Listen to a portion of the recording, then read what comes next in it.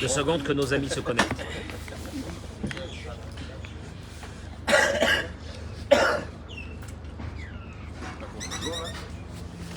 Pas contre-jour, le soleil est derrière vous là-bas. Pas contre-jour? Non, parce que je suis en billet. Je ne veux pas directement. Bien, messieurs, bonjour. Bracha ve'atzlacha. Bracha ve'atzlacha. Nous commençons le cours de ce matin. On s'approche de Todaraba. Merci, mon chéri. On s'approche de Purim. Michael, tu peux leur demander à ces deux jeunes-là. Viens, venez vous asseoir. Venez vous asseoir. Qui est pas là aujourd'hui? Olivier, qu'est-ce que tu fais? Viens mon chéri, viens t'asseoir. Il est revenu, Olivier, il était à Paris. Il est revenu, Baruch Hashem. Il est assis avec nous. Amen. Retour. Hazak, le retour d'Olivier.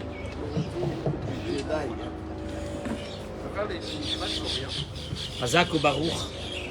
Alors, ce cours de Torah, qui est exceptionnel, Be'ezrat Hashem, sera dédié les Ilui Nishmat Yehuda Ben Nissim Shehayom Pekudat Shenato Luz Baya Batia Bat Frecha, que c'est aujourd'hui Pekudat Shenata et Shlomo Ben Frecha Shehayom Pekudat Shenato, que ces Dvar Torah seront pour la Ilou Nishmatam. Ruth Bat Miriam. Ruth Bat Miriam. Sidney Shlomo. Ben Rena. Rabbi Yaakov Nissim Ben Suzanne. Rina Bat Naomi Gila. Salomé Rachel Perchaya. Bat Miriam. Huguette Lydie Bat Per Genouna. Marcel Khamisha. Rachamim Ben Rachel. Tu m'as dit un deuxième nom là? Marcel Khamisha. Marcel Khamisha Bat Emily. Non, ça c'était les Ilou Nishmat. Maintenant pour la Refoua Shelema de Mordechai Ben Frecha Azoulay. Qui encore? Liz Noémie Bat Julie Frecha. Monique Esther Bat Odette. Nathan Yosef Ben Yehudit. Yaakov Ben Dina. Déborah Bat Esther. Myriam Bat Frecha. Hilda Esther Bat Comment? Koika. Hilda Esther Bat Koika. Et Zahira Bat Sarah. Zahira Bat Sarah, que ce soit pour leur Refoua Shelema. Amen Kenny Ratson. J'accueille nos amis sur les réseaux sociaux. On ne s'est pas vu depuis jeudi dernier. Et Baruch Hashem, entre-temps, il y a eu beaucoup de pluie en Israël. Et aujourd'hui, il y a le soleil qui est ressorti. On profite pour faire notre cours de Torah avant Purim. J'ai un problème ce matin. Je réfléchissais à ces personnes qui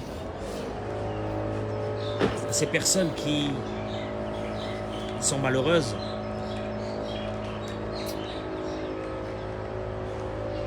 À la majeure partie de l'humanité qui n'est pas heureuse. À la majeure partie de l'humanité qui n'est pas heureuse. Quand j'ai vu hier soir les images de ces Ukrainiens, j'avais envie de pleurer. Ces mamans qui portaient des enfants, des bébés, qui ont quitté leur maison, qui n'ont plus de toit, qui n'ont plus d'eau, de chauffage, qui n'ont plus rien. Ce rouleau compresseur qui est en train de détruire un pays entier, au vu du monde entier, des caméras du monde entier. Je me suis dit, où on est arrivé dans l'humanité? Où on est arrivé? Où on est arrivé dans l'humanité? Je ne sais pas. Je vous dis la vérité. Mais une chose est sûre, c'est qu'à travers ça, j'étais interpellé par nous-mêmes. Est-ce que nous, on est dans des routes, en train de marcher avec nos enfants? Est-ce qu'on a perdu notre maison? Est-ce qu'on a perdu notre pays? Est-ce qu'on a perdu notre travail? Est-ce qu'on a perdu, qu'on n'a plus de quoi manger? À ce point qu'on est, nous, pas heureux de notre vie? Shimon, c'est Nora Veayom, tu vois ça? Ce sont des personnes de notre âge à nous. Ils n'ont plus rien. Leur bâtiment, il a volé en éclats, il leur reste plus rien. Où tu veux qu'ils aillent? Il n'y a plus de travail, il n'y a plus d'avenir, il n'y a plus rien. Comment tu veux qu'ils vivent, ces gens-là? Et nous, on est là. Et Au soleil. certaines personnes ont des sourires de façade, mais tu vois qu'à l'intérieur, ils ne sont pas bien. Parce qu'il leur manque quelque chose. Parce qu'ils n'ont pas tout. Parce qu'ils n'ont pas tout. Parce qu'ils ont pensé que s'ils avaient tout, ils seraient heureux.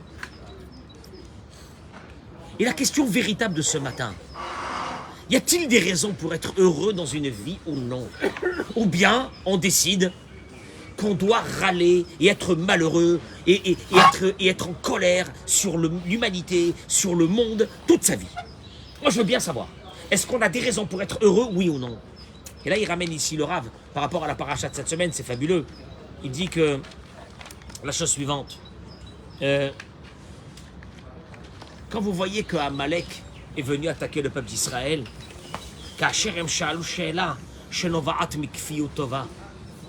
au moment où le peuple d'Israël a dit Hayesh Adonai bekirbenu imaïn, je sais pas si Dieu il est avec nous ou non. C'est les mecs qui se posent des questions. Je suis seul, j'en ai marre de cette vie, Dieu n'est pas avec moi. Hayesh Adonai bekirbenu imaïn, est-ce que Dieu est avec moi, oui ou non? Traduction des mots, c'est ce qu'on dit tous les jours. Ah, j'en ai marre de cette vie. J'en ai marre, j'ai des problèmes, j'ai des soucis. Est-ce que Dieu il est avec moi, oui ou non? À partir de ce moment, Dieu a envoyé Amalek. Kacher Adam Uluk Tova. Parce que quand la personne, elle est reconnaissante de tout ce que Dieu fait avec elle, il voit les bienfaits de Dieu qui sont avec lui à chaque instant. Quelqu'un qui voit la moitié du verre plein, jamais posera la question est-ce que Dieu il est avec moi. Quand on a fait ce Shabbat, la mitzvah de se souvenir de ce qu'a fait Amalek, c'est ça le souvenir de ce qu'a fait Amalek. C'est pas Amalek, Amalek c'est un peuple qui a disparu.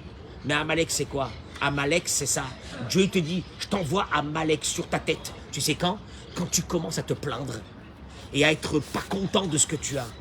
Otsrim Ladat, Shekilipat Amalek Zekfiotova. Et on va le voir tout de suite. Que Amalek va être transposé sur Aman, son arrière-petit-fils. Et nous allons voir que quand tu n'es pas content, Dieu t'envoie Amalek sur toi. C'est quoi ce concept? Tu l'as vu toi une fois Amalek? Moi j'ai jamais vu. C'est quoi Amalek? Si tu n'es pas content de ce que tu as, Dieu t'enverra Amalek sur toi. Traduction des mots, on va le voir tout de suite. Parce que c'est énorme. Et vous allez comprendre un peu qu'est-ce que c'est la vie. Et pas chaud d'être heureux dans ce monde. Adam,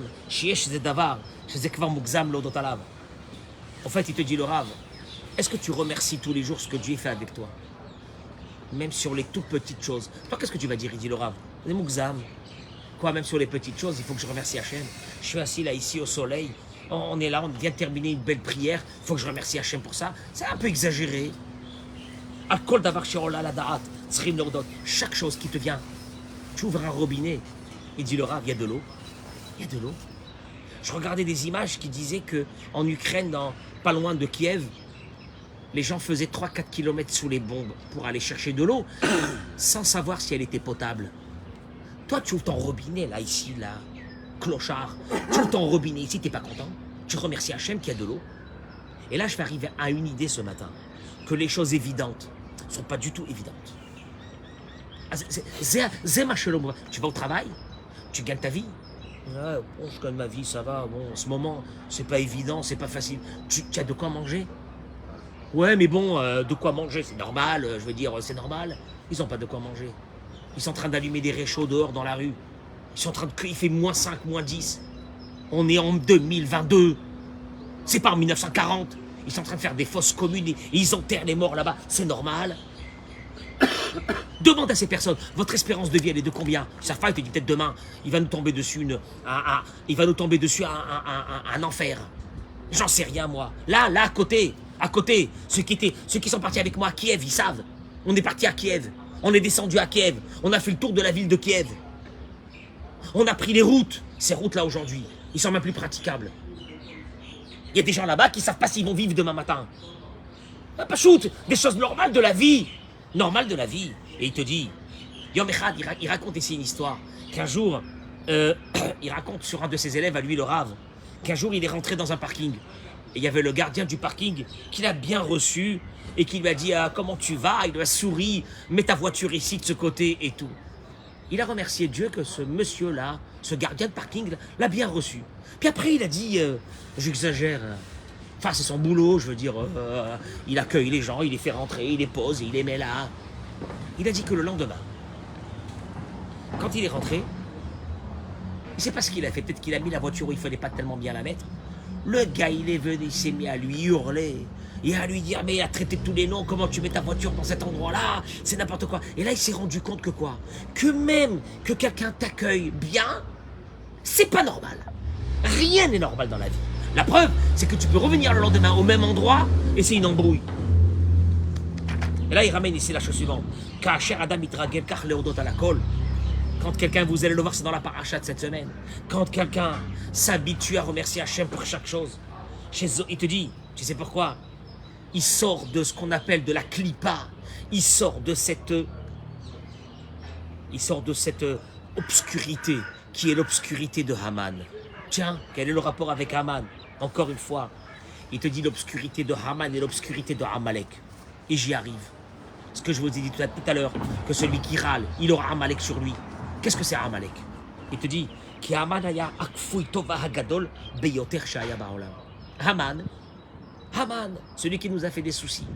Il y a plus de presque 3000 ans, 2500 ans, il nous a fait des soucis.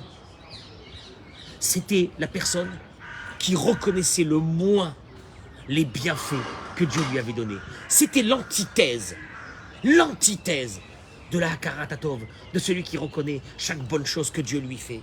Il te dit, regardez, si vous pouvez partager ce cours en masse, je vous en prie, partagez-le,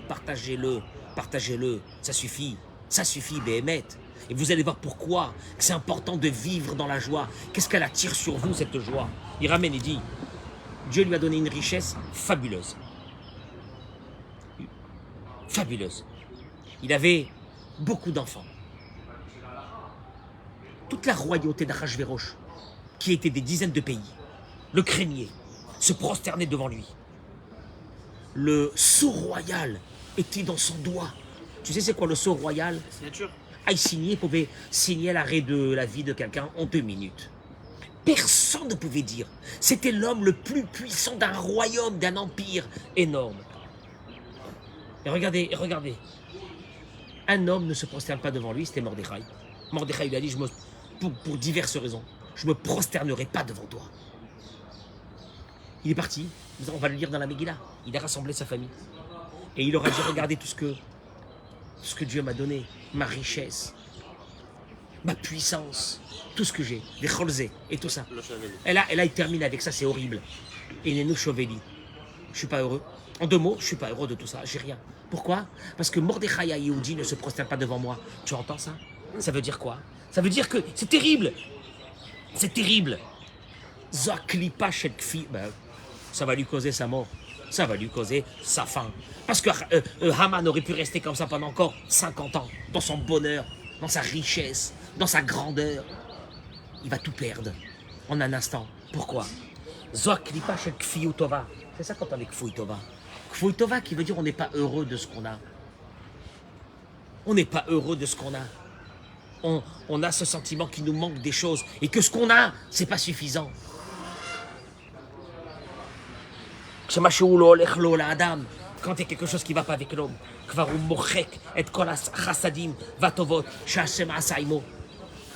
il a des soucis. Dis-lui, viens faire une belle prière. Ah, j'en ai marre. Qu'est-ce que ça veut dire, t'en as marre? Tu oublies tout ce que Dieu fait avec toi et ce qu'il a fait avec toi. Au fait, souvent se conduit comme Haman. Parce que j'ai un souci. Alors,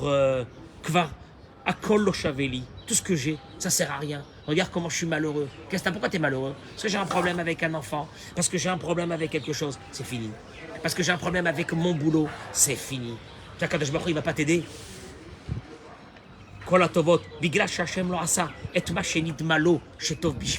Parce que Dieu ne lui a pas encore donné ce qu'il pense que pour lui c'est bien. Et peut-être que Dieu pense que ce que toi tu penses que pour toi c'est bien, Dieu pense que pour toi c'est pas encore le moment que ça soit bien. Et tu as oublié tout ce qu'il a fait pour toi. C'est Haman. Haman, c'était ça. Tu viens chez Haman, tu lui dis, mais Haman, qu'est-ce que tu t'en fiches qu'il y a un rabbin qui se prosterne pas devant toi? Il y en a 150 millions de sujets qui se prosternent devant toi. Mais base-le, qu'est-ce que tu t'en fiches de lui? Je peux pas. Je vais mourir. Et tout ça, je peux pas. Il va aller chez Achashverosh. Il va lui dire, il faut qu'on détruise tout ce peuple. Tout ce peuple, il faut qu'on le détruise. Il n'y a rien à faire. La reine, Kola Geoula, Tluya Ba'avoda Azo Shel Oda'a. Tout le travail de notre vie, c'est de remercier Hachem. Qui Kola Galut Shel Xera, Biglal Otapria Shel Chinam, Shel Avotenu Bamidbar, Inim Shechet, Venim Shechet. Et que cette galoute, cet exil que nous sommes, elle a commencé quand? Quand nos ancêtres, dans le désert, ils se sont assis le soir du 9 Av. Et ils se sont mis à pleurer après que les explorateurs sont venus leur dire que la terre d'Israël, ça va être très difficile. Et là, ils ont commencé à pleurer et à dire à Dieu, est-ce qu'il manquait des cimetières en Égypte que tu nous as amenés dans ce désert? On va être massacrés, les hommes et les femmes et les enfants. Akadosh Baruch Hu, il a dit, écoutez-moi bien, j'amènerai pas le Mashiach tant que cette faute ne soit pas. Et d'ailleurs, vous allez perdre le premier temple, vous allez perdre le deuxième temple, vous allez être dispersés dans le monde entier. Alors que quand tu vas voir un juif en Ouzbékistan, d'où il est venu? Ce juif en Ouzbékistan, d'où il est venu? Ses arrière-grands-parents sont sortis de Jérusalem. Imagine-toi un peu toutes ces pérégrinations qu'il a fallu, toutes ces souffrances pour qu'ils se retrouvent où? En Ouzbékistan, en Ukraine. Mais ils étaient là. À l'époque, tout le monde était là. Le peuple d'Israël en entier, il était là. Et Akadosh Baruch Hu, il a dit, vous ne reviendrez pas ici tant que vous n'avez pas arrangé cette malédiction qui est en vous. Qui est quoi? De ne pas être joyeux, de ne pas être content de ce que vous avez. Vous n'avez pas honte. Et tant qu'il n'y aura pas ça, je ne vous amènerai pas la libération de votre peuple. Et il dit, il dit le Rav, et si nous arrêtions de pleurer et commencer à remercier Hachem, les Hodot, les Hallel, les Shabbeah, les Fa'er, les Romem, de relever le nom de Dieu, de remercier Hachem du matin jusqu'au soir pour tout ce qu'il fait pour toi. Miatavo Géoula. Tout de suite la Géoula, la libération arriverait. Et il te dit, la libération générale de tout notre peuple et la libération particulière. Et il te dit, c'est vrai que pour l'instant, les râleurs n'ont pas terminé encore leur travail dans ce monde. Et c'est pour ça que la libération générale n'est pas arrivée. Mais déjà, au moins, ta libération particulière. Tu veux ta libération particulière? Quand je te vois remercier Hachem sur tout ce que tu as, je sais que très bientôt, il va t'arriver des bonnes choses. Par contre, celui qui commence à se plaindre sur ce qu'il n'a pas, il n'a pas terminé sa galère. Et il te dit, Verabet ou Rekore Yakar, chez Kolma, chez Tiknou, et Birkot HaShachar, toutes les brachot qu'on a fait ce matin, Birkot HaShachar, avant de commencer la prière, les psuké des Zimra, tous les Alléluia qu'on a fait ce matin, à Kol Almenat Echanechotanu, c'est venu juste pour nous éduquer. Dans ce monde obscur de matériel que nous sommes, chez Zokol Tachlitenu, que notre but à nous dans ce monde, il était venu pour une seule chose. Les Hodot, les Hallel, les Amer ou les Shabbeach, pour louer Hachem, pour remercier Hachem, pour être content, être content. Tu comprends pas?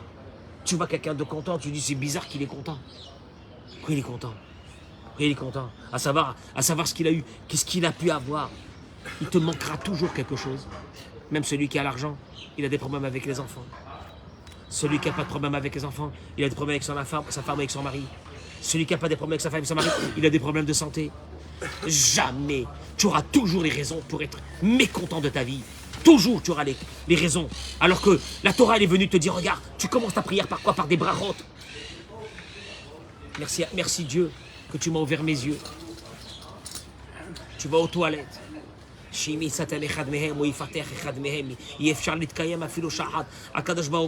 a des gens qui vont aux toilettes et n'arrivent plus à uriner. Il y a des gens qui n'arrivent plus à ouvrir leurs yeux. Il y a des gens qui ont perdu d'un seul coup les yeux, la vue. On connaît, nous, quelqu'un, malheureusement, jeune, d'un seul coup. On ne sait pas, un nerf optique dans le cerveau, il a perdu la vue. D'autres perdent l'odorat, d'autres perdent l'ouïe, d'autres perdent, chacun, il perd ses sens. Et quelqu'un ne peut plus marcher. Et on se lève le matin et on remercie Hachem sur tout ça. Adam Tsarich Lachir, les amers, il faut chanter. Les Hanot Mikol Mila Batfila, de profiter de chaque mot de la prière. Les Nagen et Aberachot. Quand tu fais ta prière, il faut chanter Hachem. Tu sais quoi? Tu chantes. Tu te mets dans un endroit, tu commences à chanter les Alléluia avec de la musique. Tu sais pourquoi? Tu dis, Hachem, je sais, c'est ce que tu attends de nous, les humains. C'est qu'on te remercie. Rien que ça. Juste qu'on te remercie à Kadosh Baruch Hu.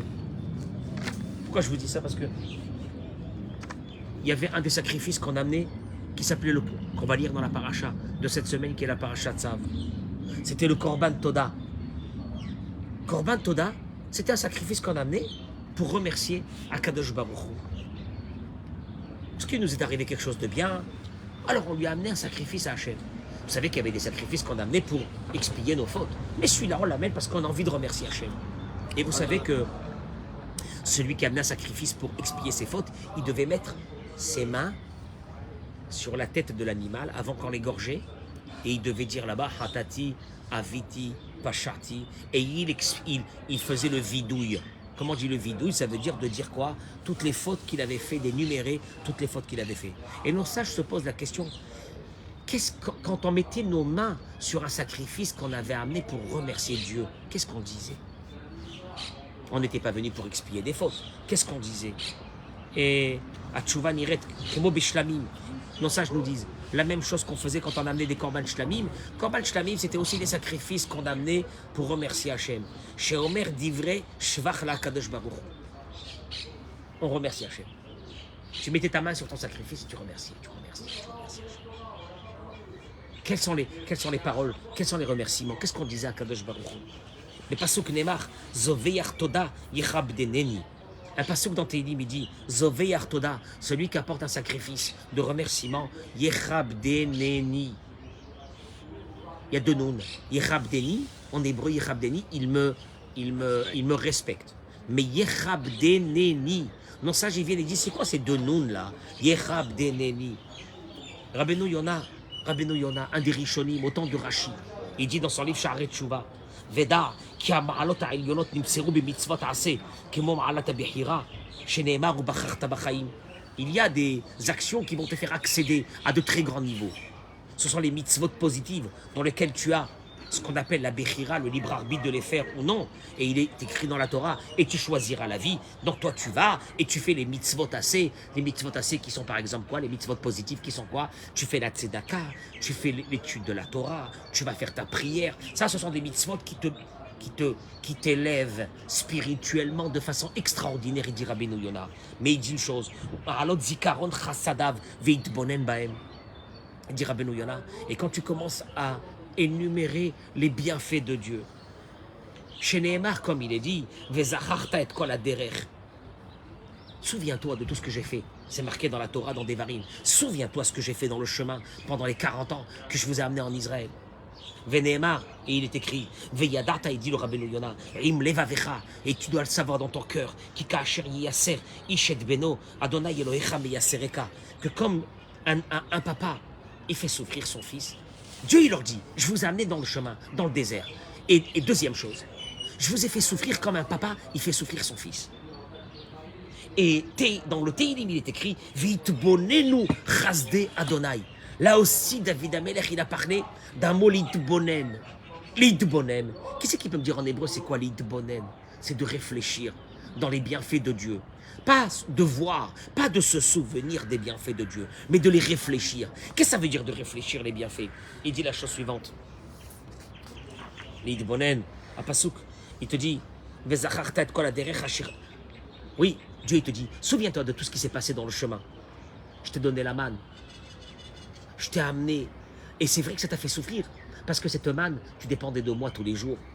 Les fils Efchar, les Faresh, qui yesh l'itbonen, badavar nosaf. Il te dit, il y a de quoi apprendre du mot l'itbonen. Qu'est-ce que ça veut dire réfléchir?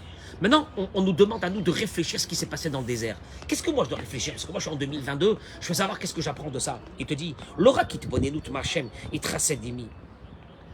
Dieu te dit, ne réfléchis pas seulement sur tous les bienfaits que je t'ai faits. Je te demande que même dans les moments de passage à vide de ta vie, de chercher quel est le bien que je suis en train de te faire. Écoute-moi bien. Parce que de réfléchir à toutes les bonnes choses que Dieu m'a fait, c'est facile. Allez, il m'a fait ça, j'ai une femme, il m'a donné des enfants, il m'a donné tout ça, Baruch Hashem, Baruch Hashem, Baruch Hashem. Ça, c'est facile. Mais on te demande, l'itbonen, c'est quoi? C'est sur une chose. Et celle-là, elle est fondamentale. C'est que dans les moments noirs de ta vie, dans les moments difficiles de ta vie, c'est là-bas que j'ai besoin que tu réfléchisses. Que tout ce que je suis en train de te faire, c'est pour le bien. Tu sais pourquoi? Parce que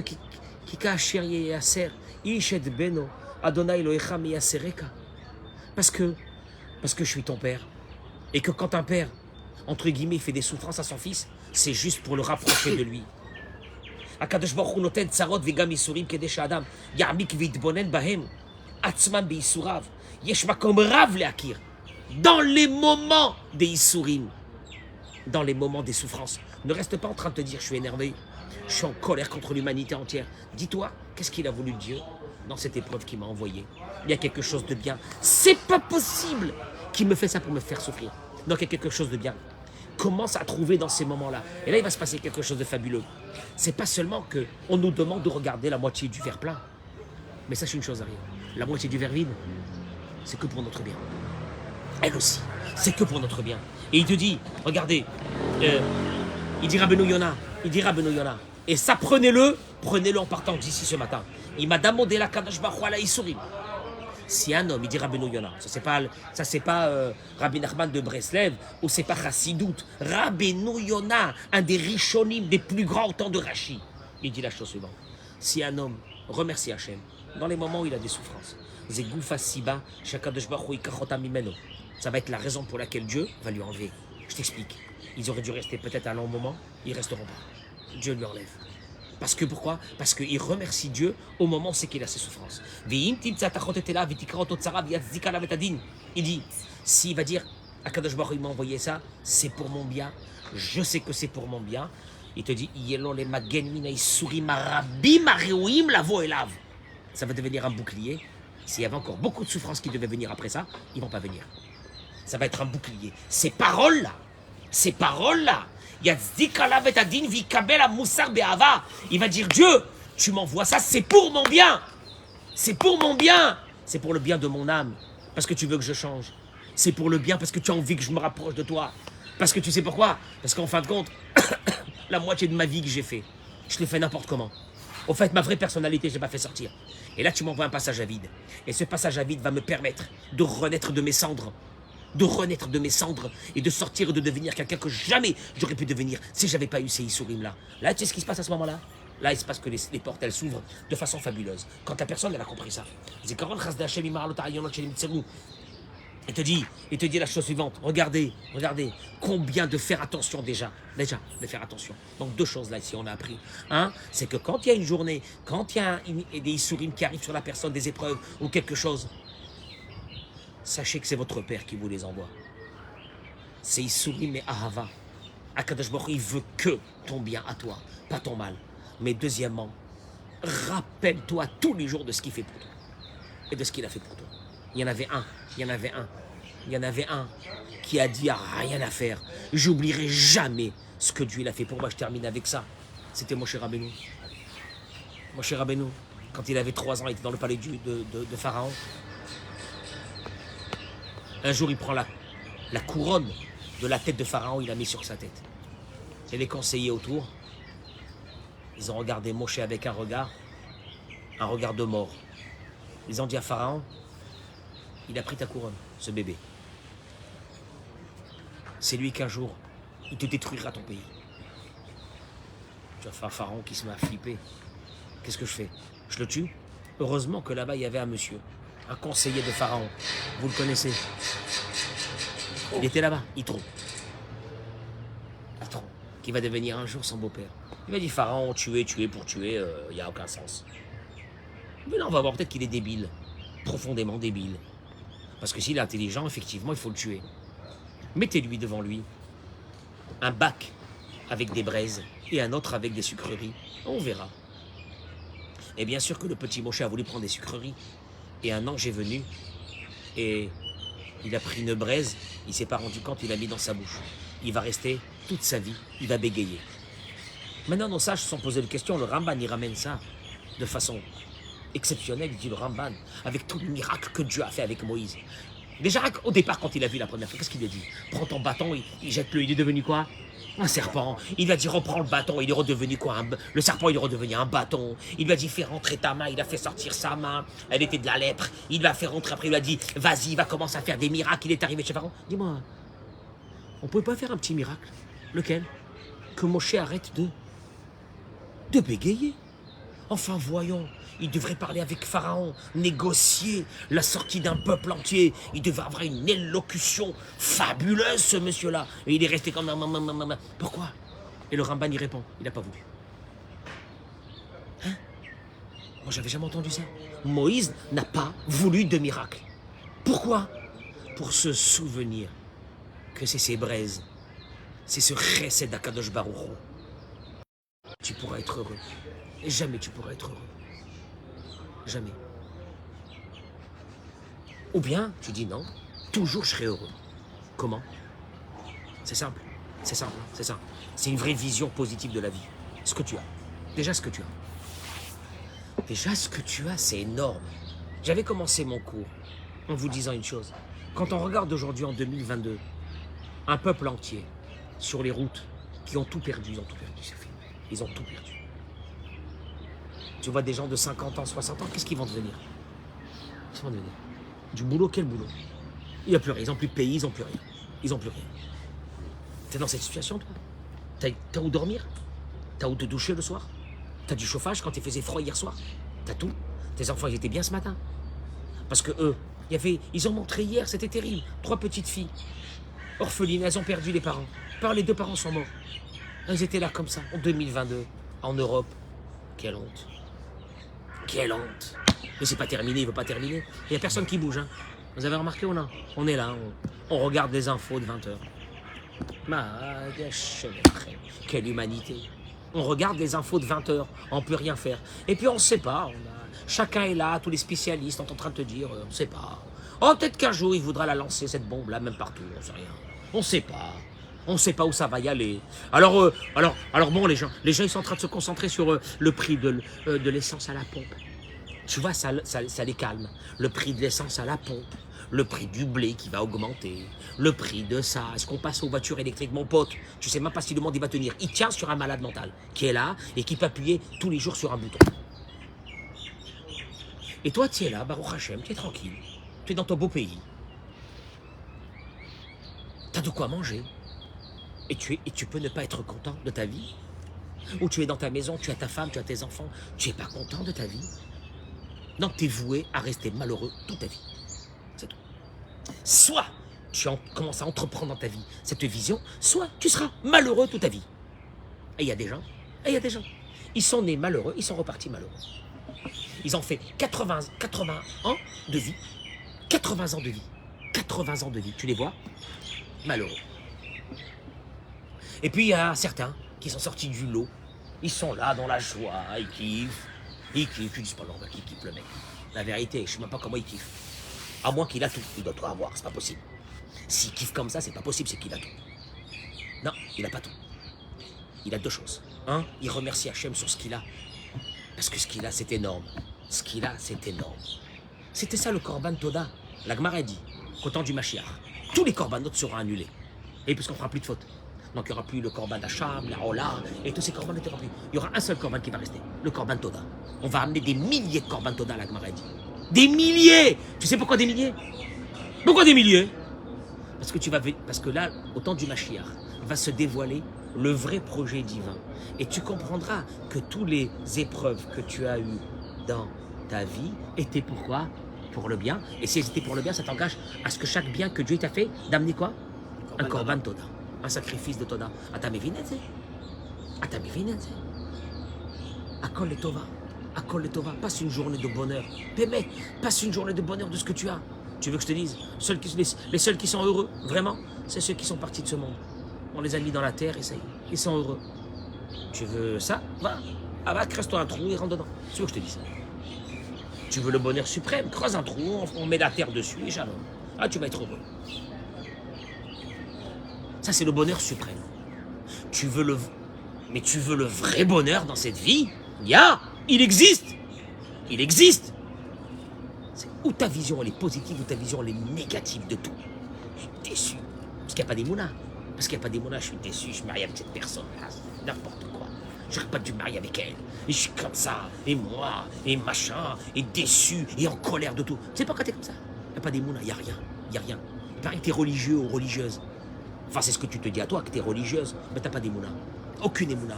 Le mari que tu t'es marié avec lui, c'est Hachem qui l'a voulu. La femme que tu t'es mariée avec, c'est Hachem qui l'a voulu. Ah bon? Il a voulu pour me punir? Non! Les tova! Pour ton bien!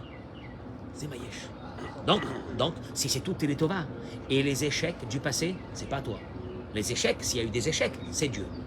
S'il y a eu des réussites, c'est Dieu. Ah bon? Ah ben déjà, ça m'allège.